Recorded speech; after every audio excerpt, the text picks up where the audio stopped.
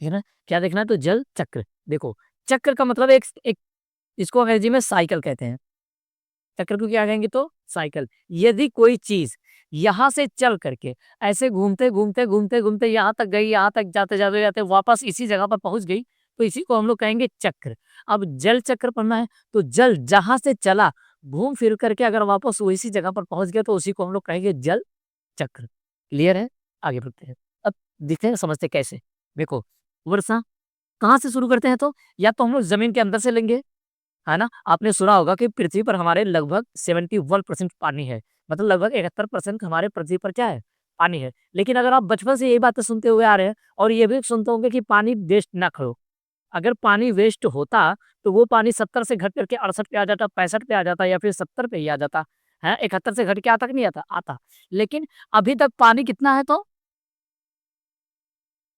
अभी तक वाटर कितना है तो 71%। पृथ्वी पर कितना पानी है 71%। तो अभी तक ये घटा नहीं, तो घटने का ना रीजन क्या है तो पहले हम समझते हैं। तो बारिश से शुरू कर लेते हैं। कहाँ से तो मान लेते हैं बारिश से। क्या उपस्थित है तो भाई तो बहुत सारे बादल। बहुत सारे क्या है तो बादल।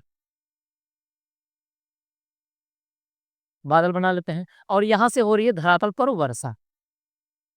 क्या हो रही है हमारे धरातल पे तो वर्षा। ठीक है ना। धरातल पे हुई वर्षा और ऊपर का पानी आ गया नीचे। ये सब क्या खाली खाली जगह पर भर गया तो पानी। खाली खाली जगहों पर क्या भर गया तो पानी। खाली जगहों पर पानी भर गया फिर उसके बाद होगा क्या फिर निकलेगा सूर्य।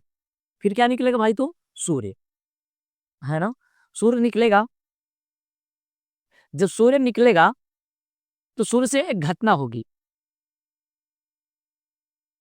जिसे हम लोग बोलते हैं वाष्पीकरण।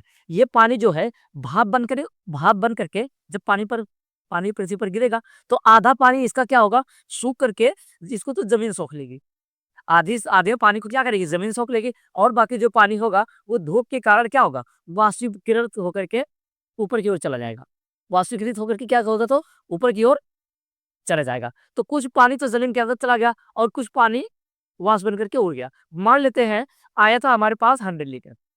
सपोज दैट कितना आया था तो 100 लीटर मतलब 100 लीटर आया था तो क्या होगा 50 लीटर भाप बन करके उड़ गया और 50 लीटर क्या हुआ जमीन के अंदर घुस गया और ये 50 लीटर क्या हुआ भाप बन के चला गया। कितना आता तो 100 लीटर बचा 50 लीटर। फिर ये कहाँ चला गया जमीन के अंदर। फिर उसके बाद क्या होगा अभी जमीन के अंदर रहेगा नहीं तो इंसान क्या करवाता है यहीं पर बोरिंग करवा देगा।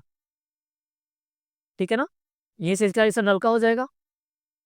तो इससे क्या करेगा ये बोरिंग करवा के यहाँ से गई रहेगी अंदर पाइप, है ना। फिर इस पानी को क्या करेगा बाहर निकाल लेगा और इसी जमीन पर कहीं पर खोद देगा गड्ढा।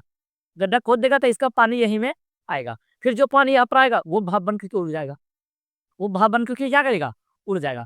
ठीक है ना। तो फिर ये जल क्या है मतलब कि वर्षा से चल रहा है और धीरे धीरे वाष्पीकरण के द्वारा वहीं पर क्या हो रहा है पहुंच जा रहा है। इसी पूरी प्रक्रिया को कहते हैं जल चक्र। ये क्लास 6 में भी है, 7th में भी है और 8th में भी है। अगर आप किसी भी क्लास में अगर आपको समझ में आ रहा है तो आप देखिए। ठीक है। जल चक्र वैसे अगर समझ में क्यों नहीं आएगा, अगर ध्यान लगाएंगे तो समझ में आएगा ही। देखो मुझे आप अपना बड़ा भाई या फिर छोटा भाई समझ करके देख सकते हैं वीडियो को। ठीक है ना। तो आगे बढ़ते हैं।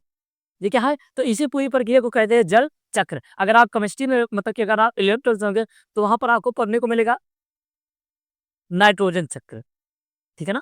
आपको क्या मिलेगा तो नाइट्रोजन चक्र। लेकिन ये क्या है जियोग्राफी का सब चैप्टर है। वैसे 6th क्लास में जो जो 6th क्लास है 6th क्लास वाले बच्चों को साइंस में दिया हुआ है। 7th में भी साइंस में है और 8th में भी साइंस में है। ठीक है ना। वैसे जियोग्राफी का चैप्टर है दे दिया है क्योंकि बच्चे हैं अभी छोटे छोटे समझते रहते हैं ना। ठीक है।